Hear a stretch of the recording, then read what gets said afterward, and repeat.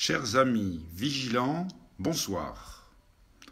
Ce soir, j'espère que je n'aurai pas de problème technique ni de sabotage de la part de Facebook, puisqu'il semblerait quand même que ce soit ça qui m'ait empêché de diffuser un live correct l'autre soir.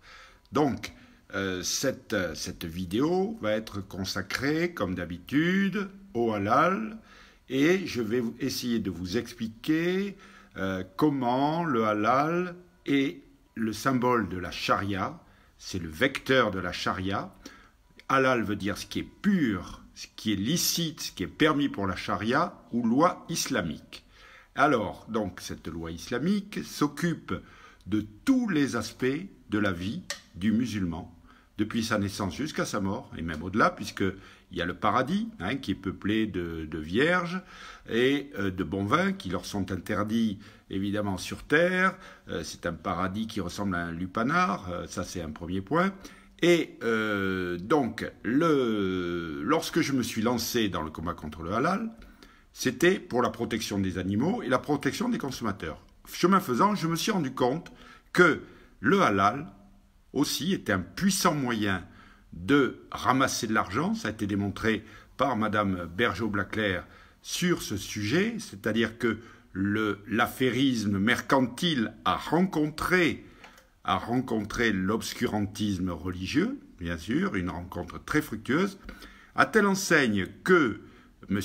Mustafa Čerić, donc le grand moufti de Bosnie-Herzégovine, membre des Frères musulmans, lors d'un congrès en 2010 à Islamabad, disait que grâce au halal, ils allaient conquérir le monde.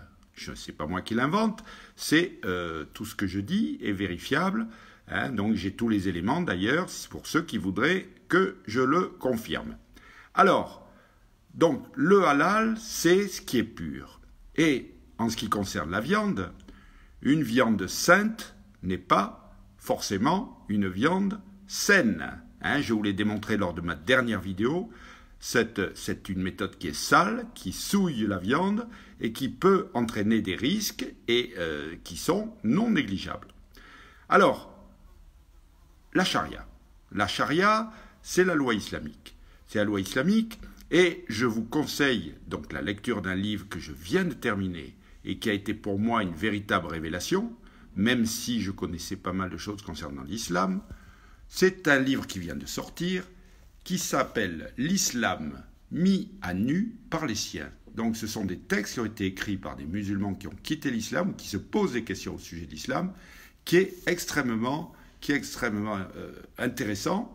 Je vous le montre, j'espère qu'il sera visible comme il faut. Donc il est à commander aux éditions de Riposte laïque. Et donc, que nous disent ces musulmans qui sont de l'intérieur, qui sont nés dans l'islam, qui l'ont quitté ou qui sont en train de le quitter, qui se posent des questions? C'est que la charia est incompatible avec les systèmes démocratiques qui régissent nos pays européens, même de l'Occident, même au-delà de l'Occident, bien entendu, des pays comme le Japon, des pays comme la Corée, etc. Ce système, il y a eu donc une loi, un jugement, de la Cour européenne de justice en 2001 qui a dit que la charia était incompatible avec les règles démocratiques. Ce n'est pas moi qui l'invente, c'est encore un fait. C'est factuel, tout ce que je vous dis est factuel. Ce ne sont pas des élucubrations islamophobes. Donc, le but de mon live ce soir, c'est de vous dire, attention, le halal, c'est la charia. La charia, c'est quelque chose qui est absolument incompatible avec notre société. Donc, les musulmans, nos amis musulmans, se trouvent devant un challenge énorme, à savoir qu'il faut qu'ils abolissent la charia, et pour ça, il va falloir revoir beaucoup de choses dans le fonctionnement de cette religion, mais ce n'est pas à nous à le faire, c'est à eux à faire justement les ajustements afin qu'ils puissent rentrer de plein pied dans le XXIe siècle. Ils ont déjà loupé beaucoup de marches d'escalier dans la modernisation, dans la modernité. en préférant la plupart du temps se réfugier dans la victimisation.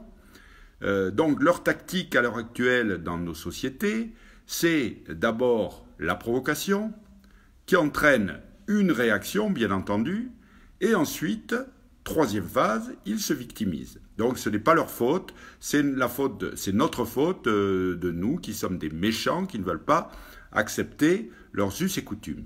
Donc nous n'accepterons pas des us et coutumes qui sont contraires à nos règles, qui sont contraires à notre civilisation. Je le dis calmement, avec conviction, je me bats pour cela, et j'ai l'espoir, l'immense espoir, donc j'espère qu'il n'est pas vain, que les musulmans seront capables, dans leur majorité, d'expulser donc les oiseaux qui donnent une image absolument apocalyptique de cette religion et de rentrer de plein pied dans le XXIe siècle. C'est mon souhait le plus cher et je porte ce discours auprès des musulmans. Je sais qu'il y en a qui regardent mes vidéos, je les salue, bien entendu, parce que ça prouve qu'ils ont un minimum d'ouverture d'esprit et qu'à partir de là, on va pouvoir bâtir quelque chose. Donc, le halal, ce n'est pas uniquement l'abattage des animaux, c'est un ensemble, c'est un Islamic way of life, comme on l'appelle maintenant, ça fait mieux, ça fait beaucoup plus chic en anglais, et voilà, donc ce que je vais à vous dire ce soir, et vous parler de ce livre qui doit être lu, parce qu'il est vécu, c'est le vécu de musulmans à l'intérieur des sociétés musulmanes dans les pays arabo-musulmans, qui décrit l'islam de l'intérieur. Et donc, comme on dit, il y a du boulot. Il y a du boulot pour les musulmans pour devenir enfin une société apaisée qui puisse rentrer dans les sociétés démocratiques du XXIe siècle. Voilà, chers amis, ce que je voulais vous dire ce soir. Et donc, à d'autres prochaines vidéos. Alors, je ne sais pas à quel moment, bien entendu, donc je vous retrouve avec plaisir. Plaisir qui est de plus en plus partagé, bien sûr, d'après les réactions. Et j'espère que nous pourrons, grâce à ces vidéos, grâce à l'action de Vigilance Halal, faire évoluer les choses. À bientôt, mes amis, et bonne soirée.